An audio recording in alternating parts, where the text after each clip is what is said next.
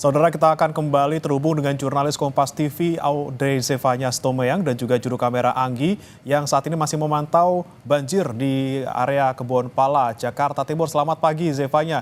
Tadi Anda sempat laporkan bahwa hingga pagi ini masih banjir di sana, masih terendam hingga 75 cm. Kemudian apa alasan dari warga yang masih bertahan hingga pagi hari ini?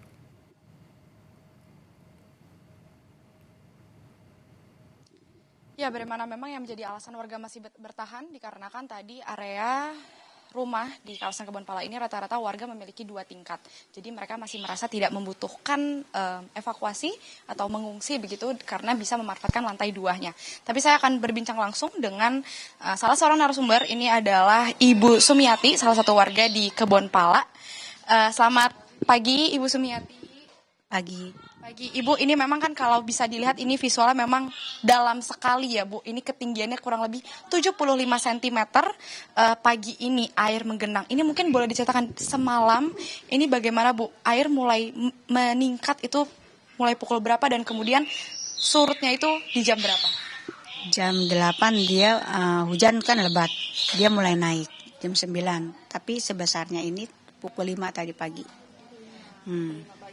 Tapi pukul 5 pagi tadi sudah sedikit menyurut, kemudian ini naik lagi ya Bu? Iya, tadi udah surut, jam 4-an yang surut.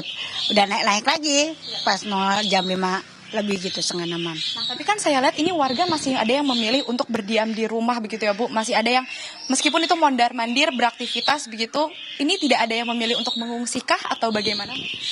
Kalau mereka kalau belum besar, belum sampai siaga 2 ya, atau siaga 1, mereka masih bisa di rumah masing-masing. Karena kita masih bisa bolak-balik buat ke warung. Oke, berarti ini masih bisa aman lah. Masih aman. Oke, tapi kalau dari bantuan sendiri sudah ada yang diterimakah sampai pagi ini dan apa yang paling dibutuhkan Bu kira-kira? Pagi ini belum ada sarapan ya. Kita kalau pagi ini kasihan, dia orang kan dari kemarin kebanjiran. Nah, makanan kecil, makanan ringan atau roti atau biskuit ya, belum ada. Nah, semalam kita dapat bantuan dari PMI, itu udah malam, jam 11 ke atas.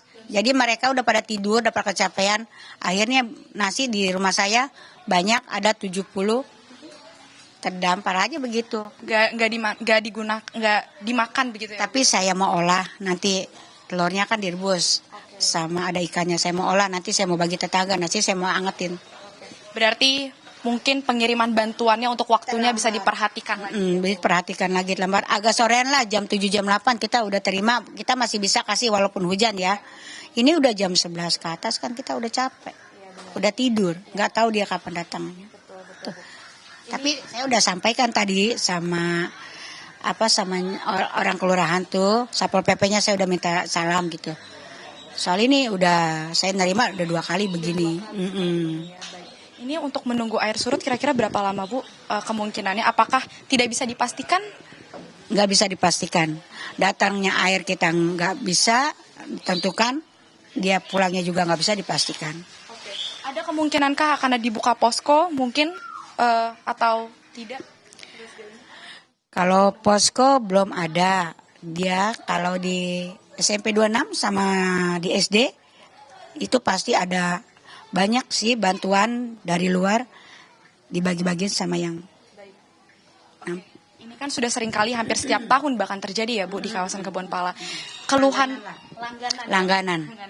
Keluhan dari warga sendiri tuh, kalau Ibu kan istri dari ketua RT juga, ini banyak yang mengeluh soal apa dan apa yang mau diminta warga sebenarnya? Pengobatan terutama ya. Mereka kan dingin, badan pada sakit, gatal-gatal gitu kan. Nah, kita minta pengobatan gratis ya, sama makanan ringan gitu. Bantuan misalkan buat pembersih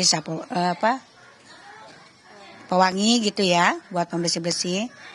Nah, sama yang pangan-pangan gitu buat pembersih. Kalau memang ada bantuan buat kebersihan. Sama balita banyak minta pampers, kasihan mereka sama makan biskuit bayi.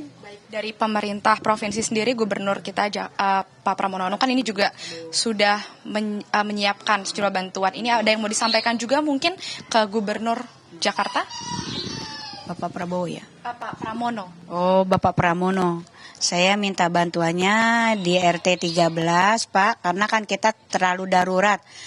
Di mana air selalu pasti siaga 1 di 13 ini ya. Pasti terdampak walaupun siaga 3 itu air selalu datang. Pasti ada kiriman. Kalau dimisalkan bantuan tolong percepat karena balita banyak, ada yang baru melahirkan. Ya, tolong disampaikan. Lansia banyak. Baik, terima kasih Ibu Sumiati sekali lagi. Semoga air cepat surut.